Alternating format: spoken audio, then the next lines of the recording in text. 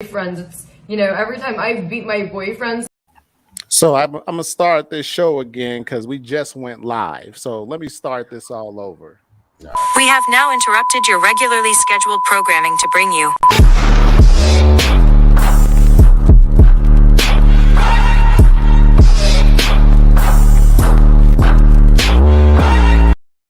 That was just a little error in trying to get the show started. We have our people here. No introduction is necessary. The audience can see the names on the screen, but I want to get into the topic of female violence, the silent killer. We see an uptick in violence going on around the world. And it's some stories that we've done on this issue in our Hell Hath No Fury series. But before we get started on the show today, I want to share a video with the audience and with you guys, and I want to get your reactions. Actually, a couple of videos, and we'll go from there. Hitting men is a expression of love. I think that it's discipline. I think it's discipline. I think that it's unacceptable for men to hit women because it just is. But I think that when a woman hits a man, then it is an expression of love. Because whenever I've hit my boyfriends, it's been out of love. I didn't hit them because I hate them. It's been an expression of love.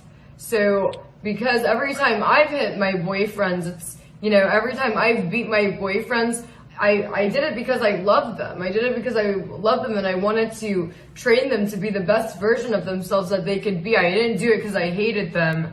So yeah, I do believe that it's an expression of love because whenever I did it, it was an expression of love. So, so y'all heard what she had to say, but I want to share another clip before we really get into this subject today. So stand by.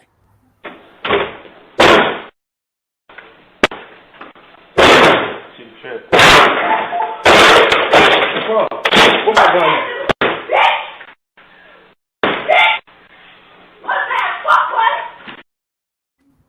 So as we can see from the second clip, it was a girlfriend, somebody, she turned into She-Hulk, broke down the door, trying to get at her boyfriend, so much so to the point where he's looking for the gun. And so just to get started with female violence and reacting to what the young Caucasian woman said, is female violence different than male violence? Is that why it's so silent in the world today? Well, first of all, we gotta address something before we even get to like the violence and all that. First of all, in the video with the little white lady, what was that shit on her lip? I have no idea. There was some shit on her lip. Botox. It's called Botox. I have no clue, but then her house was kind of crazy, and the little sailor girl outfit was throwing me for a loop too for a grown woman, but that's a whole nother thing. But to touch on the violence aspect of it, wow, this young lady actually thinks it's okay to hit us, and that's some show of love, and the fact that you care and all this. I totally disagree with that. I wouldn't want no lady hitting me. Yeah, no. To answer your question, Apocalypto, it is the same thing as if whether a man's hitting a woman's hitting a man, it's all the same. When it all boils down, nobody should be getting abused, and for this lady to kind of promote that is silly. Kana? You can go ahead, Kana. Oh, I was just is everything clear now? Yeah.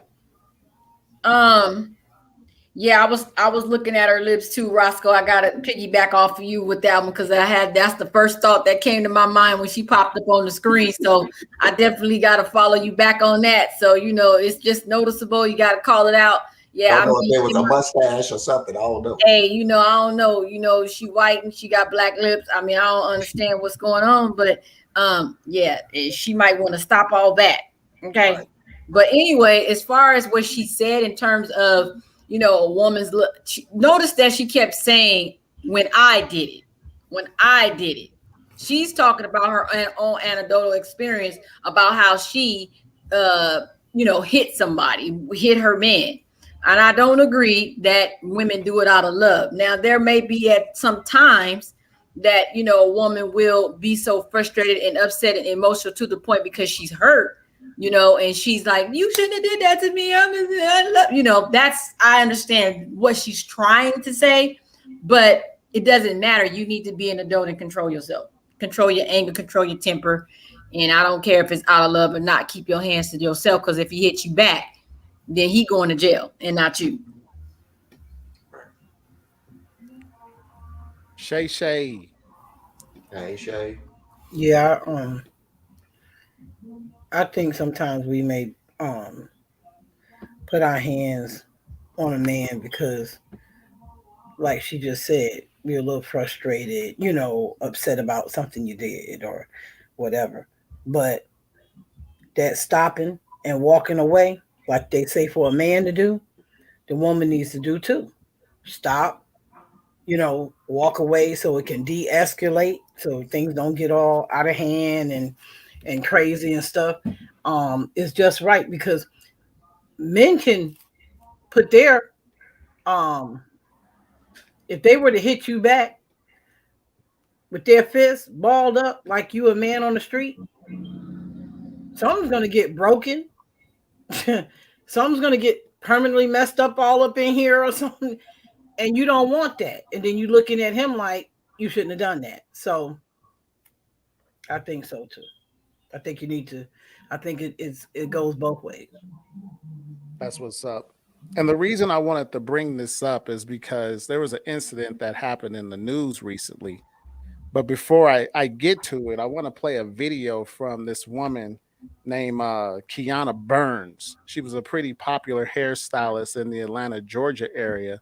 So I want to play one of her last Facebook lives, and we'll get into the meat of this story. So check it out. Hometown, but we did come here to expand. We did a lot of great things in Missouri, so Atlanta is a place where I always wanted to be. I just felt the need to hop on here for just a moment, not long at all, and kind of just talk about life changes.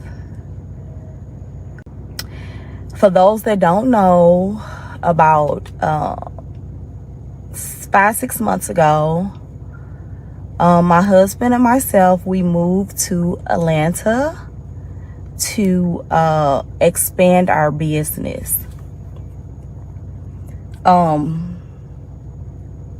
Still have the beauty and barber salon in St. Louis, Missouri. Y'all know that's the hometown, but we did come here to expand. We did a lot of great things. Also, right now my husband is, at a retreat. I stayed back due to because we have our children here. However, I just wanted to hop on her because you have to be prepared for life changes, no matter what it is that's taking place.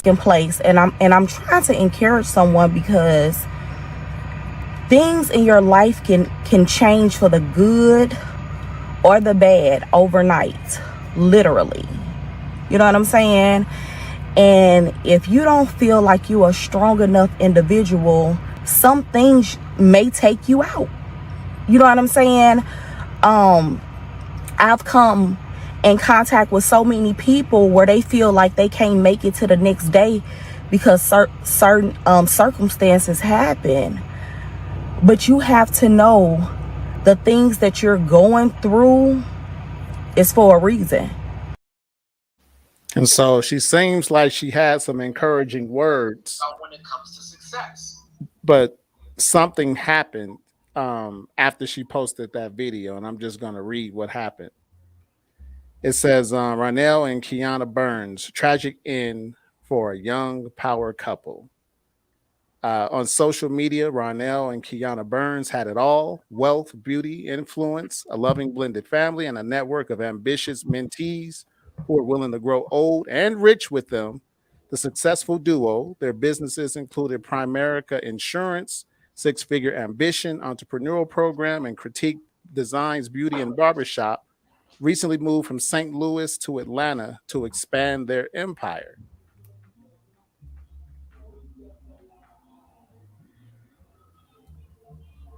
It says, according to reports, around 9 p.m. on Saturday, November 6th, the teenage daughter reported a domestic violence incident to the police from a location other than her home.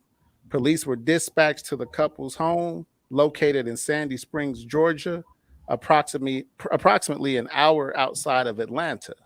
Reportedly, upon the arrival of the police, the neighbors indicated they heard gunshots coming from within the home. Upon entry, the police found the couple deceased. This is still in the preliminary stages of the investigation, but I can confirm this to be a domestic violence incident where a wife shot and killed her husband and subsequently committed suicide. No one else was present at the home when this incident happened. So as we can see from the report that the police put out there, they were at home by themselves. This was a very successful couple. They had everything going for them. When you look online, you can see all of the photos of them together. They seemed happy as a couple. And that was the question that I wanted to raise to you all. It's clear that it was a lot of clout chasing going on. But, you know, in light of this domestic violence situation, could it be that the clout chasing was at the crux of this relationship going sideways? You know, having to help all these people. When you look and see all the videos online, they had a very large group of people. But as she said on her post, she wasn't happy on the video that I showed. She said she was in a nightmare. So I want you guys to kind of go in on this situation and give your 2 cents on how clout chasing could possibly be at the crux of this failed relationship.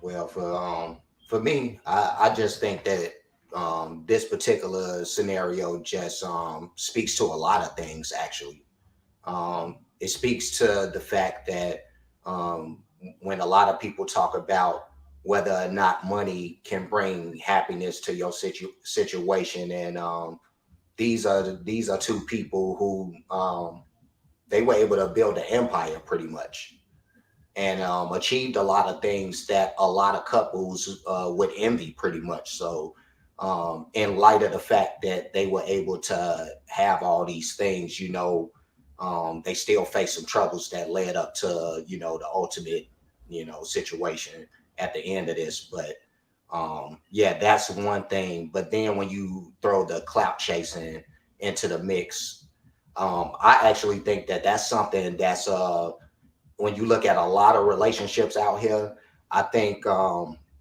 a lot of women mainly, but even some men who get into these relationships with mates and make it a point to show the world their progress and everything that they're accomplishing. So there is a bit of clout chasing that's happening with that, because everybody wants to either be the Joneses, be able to say that they're keeping up with the Joneses, you know, that type of deal. So that's you know, just a little bit of kind of what I see here, but I won't ramble. I'll let Kanai say what she has to say. Yeah, good points, Roscoe. And I want to point out something about this story, because I did go a little bit deeper into their story. It's ironic that they actually did Primerica, because I'm signed up with Primerica as well. You can make that kind of money doing that. I did read the story. It sounds like there may be a twist to it. So I don't know if this is going to be the end of the story, because to me, they're both talking. Now, I listened to the video that she made and I listened to the video that he made. Hers was, you know, reaching out for help and she had a cry. His was, you know, I'm going my own way. Me and my wife deciding to, we don't want to we're not going to be together anymore, but we still want to work as a couple in order to, not be responsible, but be committed to the original plan that they both had, which was get successful and help other people. And he kind of went into a whole preaching sermon. So he sounded like he's a pastor at the same time to me because the brother started preaching. But anyhow, there was a place in the article where it said that there was a young woman living with them. And she was 28 years old. So it sounds like she's talking when you listen to the wife speak, she wants to say what's going on, but she's not saying what's going on. So there's a triangular situation. It's a term my cousin used. Cousin, what's that term you be using? Triangulation. A triangulation, an entanglement. A tetra going on in behind the scenes because it's too. See, they trying to make a messy situation sound perfect. I call it. It ain't perfect. The tetrahedron. That's right. And so I think that whoever the young lady, her name was Mrs. Burns. I don't know who Miss Burns is. If that's even her name, quote me. I don't know if I'm wrong. Hey, that's my cousin. I don't think that, you know, they were keeping it real, but she was trying to reach out because she knew that she was going to do something to her husband if it did not get resolved. And whatever it was, she was asking for prayers for herself because she knew that I'm about to do both of y'all. If I can't get her, I'm gonna get you. So it's something else going on behind that whole story. I don't know if anything else is gonna come out. It you know, they say they was the only ones in the home, but like I said, they said it was somebody else that used to live there, and it was a woman, and she was 28 years old. So that girl could possibly have been messing with her husband, and that's why she keep on saying, we came here for this.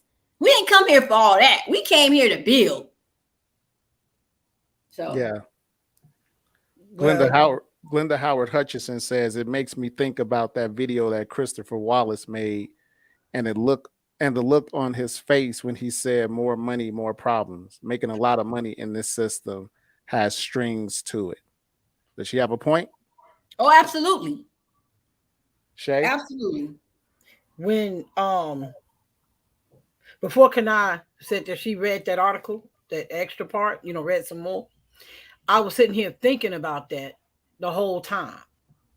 That when you go to Atlanta, and that is the home of, besides trafficking and all that, we're just going to say all that extra sex. And they like to have the group thing. They like to have what do they call it when people swinging? The swinging, but the other one where you menage a trois, the orgies, the debauchery. We're all stuck right there at the sex. I'm talking about with the living and the bringing it together, and we all living together. No, yeah, you talking about a concubine? She's talking about polyamory.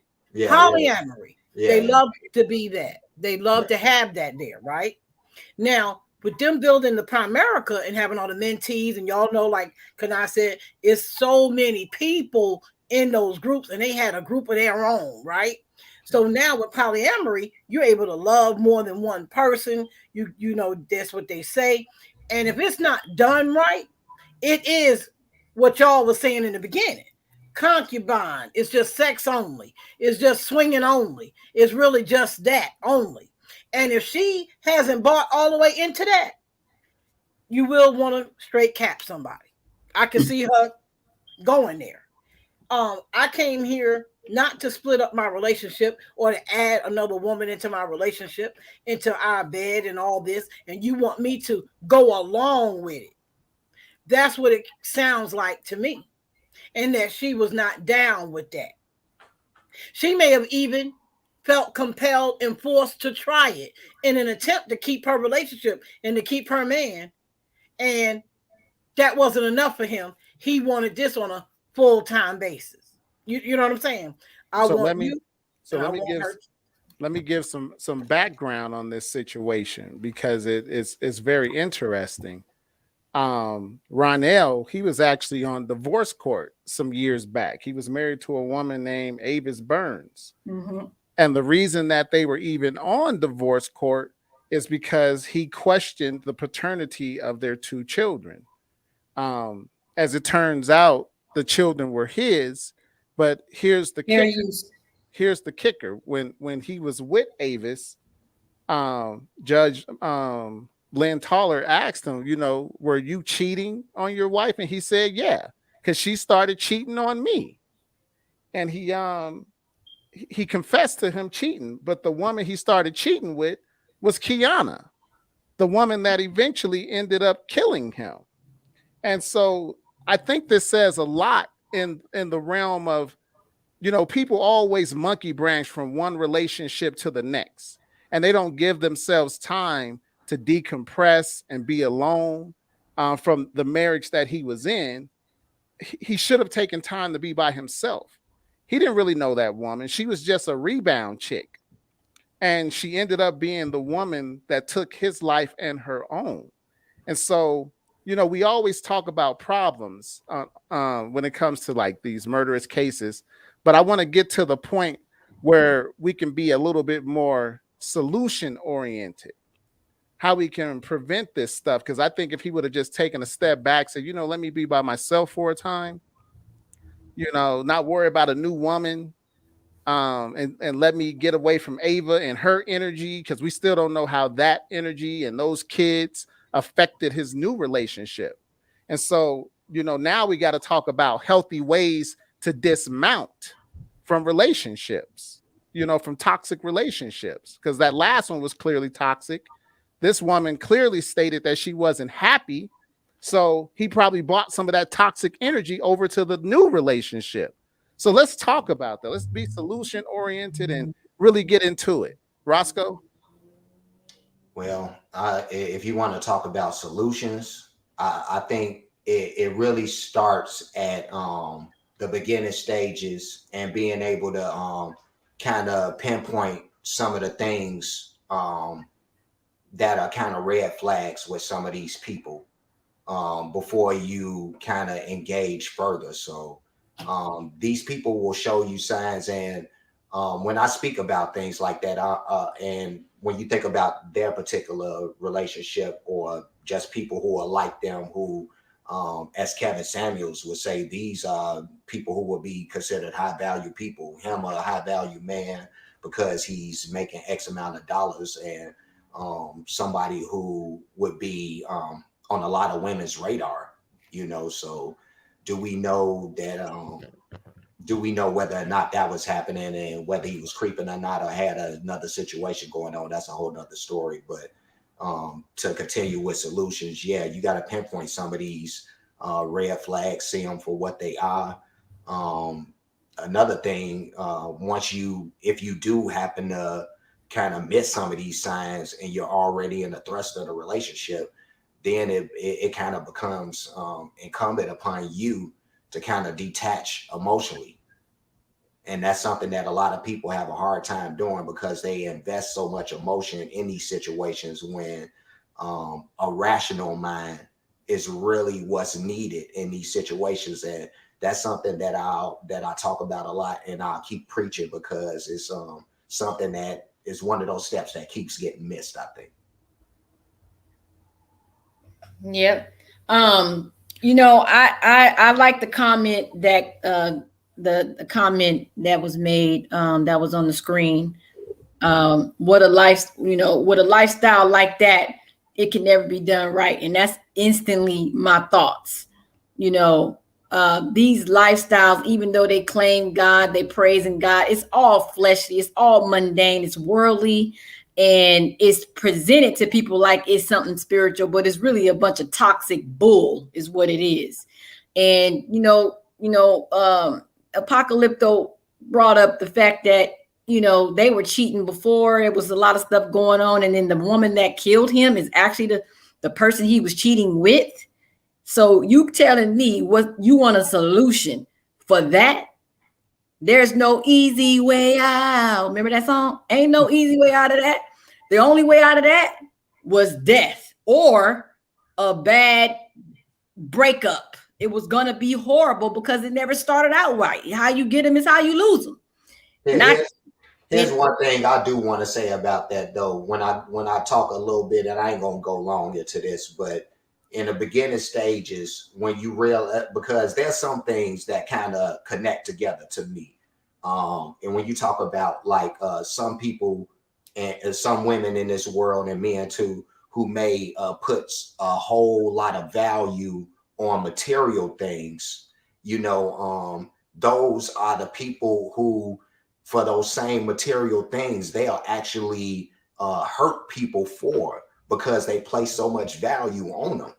So when you think about that, these are probably some of the things you need to look at in the beginning when you see some of these people and be like, hey, she's putting so much focus, or he's putting so much focus on material, and probably put an onus on that and really look at those type of things. But I'll let Shay say what she has to say. I'm sorry. Yeah, I agree with y'all that all this materialistic going after things like that. And they started out wrong because she was having an affair already. She was already willing to sneak around. So there's characteristics when Apocalypto was talking about solutions. Well, what are the characteristics that this person already possessed? And you're looking at both of the people. The first wife, she cheated on me first, and then I cheated on her. So we had this whole toxic cesspool going, calling it a marriage. Right. Then I get with the next lady. When I'm over here, though, in the first marriage, I'm cheating with this new girl and everything. And I finally divorced the other one. Then now I'm going to marry a woman with these particular characteristics, which is similar to the woman you just left. Because you said she cheated on you and you cheated back on her, and you get back at her. And then you married the woman that you were doing your cheating with. So what are the characteristics she has, the new wife? And what are the characteristics do you have when we're talking about solutions? So we go down this list of pros and cons. And we should get married. That's what we come up with. In the end of the day, we can overlook all of those terrible characteristics that cause people to do the things that they were doing. Together, they did these things to his wife, his first wife.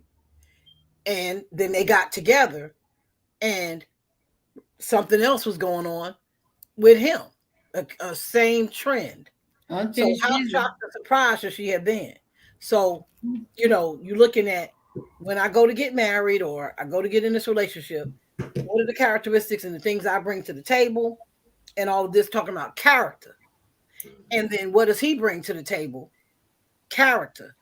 And then we're going to go ahead and we're going to make a union out of this and get married. And then when y'all said about the materialistic stuff, that's really what their goals were, to be seen a certain kind of way and live a certain kind of lifestyle. And we're going to have it all. And to him, having it all is having all the women he wants as well, or whatever. It just seemed like that. Like part on that list of things I'm attain is as many women as I want, or whatever else, things like that.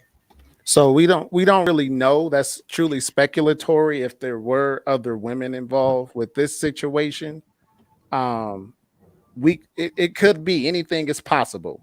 When you do look at the video that he made, he just said, we have we have businesses, we have children, let's deal with this amicably. That was his whole thing. When I think about like just going from one relationship to another, let's just start from there. You need time to process what you just went through, especially when betrayal is involved. That's the main point of this, because I think like Roscoe was saying, there were red flags he probably saw in Kiana that he just flew by in order to validate himself with this new person. We can see how grand their wedding was. They did the dance and everything. It's in a big ballroom. It's a lot of people there. They were very popular in Atlanta and St. Louis and all this other stuff. And so they had to put on a show for the people. Sometimes that's what it's about. It's the show. And that's what I was talking about when it comes to the clout chasing that comes with these types of relationships. His popularity, I'm sure there were a lot of women coming after him. He was caked up. That's unavoidable. This is what Kevin Samuels would call a high value man. And so we know that a lot of women would seek to be with him. They would seek to be his side chick. But all that aside, once he came to the conclusion that he was, like he said, she said, I'm done with you. He said he was done with her. That should have been the end of it, you know, but it turned into murder on her part. And so there's something to be said about vetting people, you know, getting to know them over a prolonged period of time. I think we kind of rush relationships too much in this society because of the fear of death. People be like, I gotta get married because I'm gonna die soon. I'm middle aged. I gotta get married, and it's this rush that comes into play when it comes to marriage and unifying our lives with people. That's what I want to talk about. You know, getting away from the impending possibility of dying alone. You were born alone. Be man or woman enough to die alone. Don't just let anybody in your house. There's a lot of Trojan horses out here. What you got, Roscoe? I agree with you. A lot of Trojan horses, but just way too many people whose priorities seem to be way out of whack, and that's pretty much what it comes down to for me. When I see a lot of couples, again, they put emphasis on material and not a lot of things that we make up us internally. So those are the things that people aren't focused on, and so yeah, they want to put on a show for I think because of the world, just the times that we're living in right now with the internet. A lot of people are chasing, kind of that spotlight and looking for that fame and using this platform or any other one to do that. So no, these aren't the only people, the first couple to do this type of thing. There's actually one couple, a white couple, that comes to mind from back maybe some years ago, who were big on social media, and it was their whole shtick and their whole marriage seemed to be based on just all this self-promotion and putting their marriage on display for everybody, so that seemed to be more important than the marriage itself. So you just have to be mindful when you're in the beginning stages, when you meeting these people, like what really do they prioritize in their lives. One thing that I do want to highlight, which I think is very interesting where Keanu was concerned.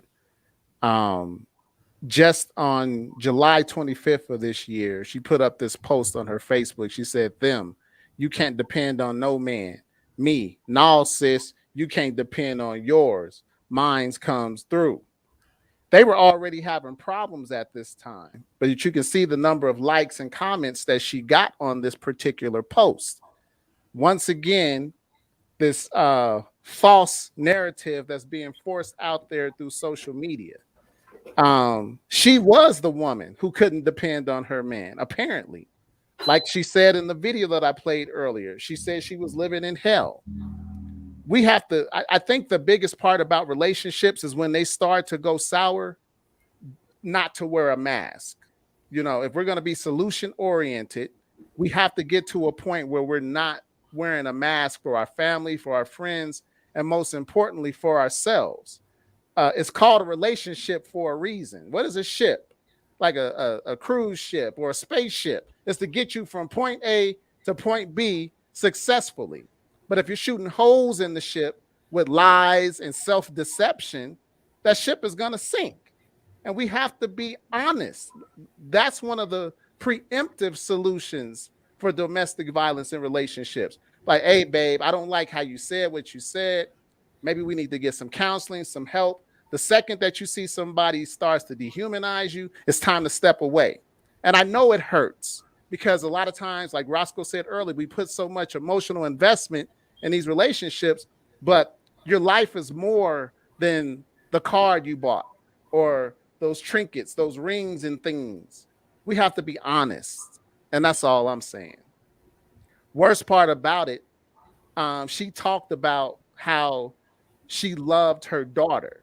You know, her and her daughter, they would do videos together. And she left this little girl behind. Now this little girl's without her mom and her dad, and is probably clueless as to what was going on because she was so young. And when we have children involved, once again, these are the reasons why we have to be honest about these toxic relationships that the majority of people find themselves in today. You can go ahead, Kana. Oh, I'm good. But yeah, I mean, that's a good point. I mean, ain't really nothing else to say behind that. That's real talk right there. that's what I'm saying.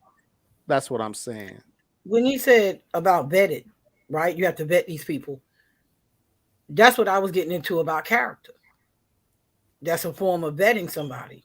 Mm-hmm. Looking closely at what their character is like. He was busy sleeping with her while he was already married, and there's some form of get back to his previous wife, and further get back. Not only am I sleeping with her, I'm gonna go ahead and marry her. I'm gonna wife her up. The character that a person possesses is a form of vetting them. You're putting that under a microscope. And this I'm going to say too. And with all our searching and our looking at them, right? We're looking at ourselves and looking at them. You still don't know that somebody's going to pull a LMN move, a Lifetime Movie Network move on you and straight kill you. Now you can bet them all you want. Everybody's capable of murder, right? Physically. But mentally, everybody is not able to go through with that. Could think of it, could think of these things and all this stuff. But you can figure you know them. But do you know that down inside of them is a desperate murderer? A person that's desperate enough to take your life and theirs too? Right. Mm-hmm. I agree. And so it sounds like we've said all that needs to be said. This is what I'll say going away, because this story should have a lot more attention being drawn to it for what it entails. I think personally, the reason why it hasn't gotten the attention is because it was a woman that did the murder. If this was a man, you'd hear about this, from coast to coast. It would have been headline news, especially as popular as they are in Atlanta. That's like a mecca for Black people, Black businesses, you name it. And so this stuff was kind of swept under the rug. And like the police even said, it's in the preliminary stages. So they're deliberately withholding information. But like I said, if it was a man, it would be out there. So I'll just say this in closing. What's that? I got a question though. I'm sorry. You remember the couple? I got to say this right quick. It was I watched this on Lifetime. I did. They did a movie about it. It was a real couple though, and they were white though. And the man was moving up high in the law firm. All this. The wife was at home and helping with the kids and helping him build that up, by supporting him with the dinners and all this other stuff. So his life so he could be free to do all he could to move up the ladder like he did. And he did all that. And then they moved to the bigger house and the more cars and all this lifestyle, and they had this wonderful life and all this. Around her were friends that were divorcing and marriages falling apart and all this, but theirs was still together. So in the end, they ended up, getting divorced and all this. And she lost it. Like she drove the car through the house. I don't know if y'all remember this. She drove the car all the way up through the house, across the lawn and all this. And she came in there and she killed him and the new wife that he had while they slept in the bed. Broke in his house and she did this to them. So, and how big was that? It was everywhere. I mean, it was, because I'm listening to what you're saying about this. I don't know why now, years later, people want to sweep this kind of thing under the rug. But then it was a shocker and it was everywhere. And she perpetrated all of this violence and all this domestic violence and hate toward him for him moving on with his life. Well, you know what that sound like crazy enough? It sound it sound like white privilege came into play actually in that situation.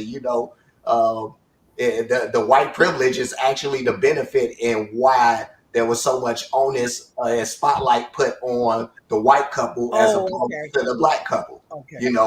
I was wondering where you were going with that. Yeah, but the black couple in the end, they did get in the newspaper.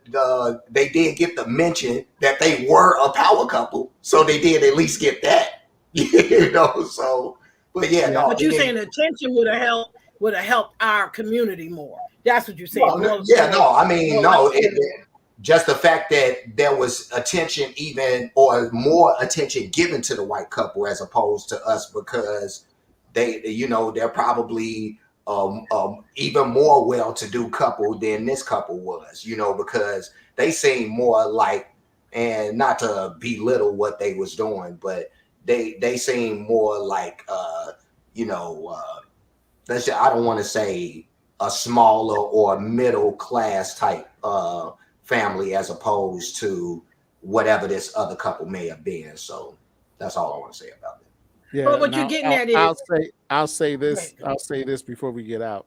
A lot of that has to do with sensational lies in the news because you don't hear about women doing that often. Right. You see what I'm saying? And so you have the benefit of it being a rare incident.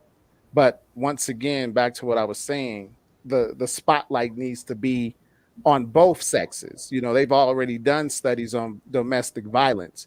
Men and women actually hit each other at the exact same rate.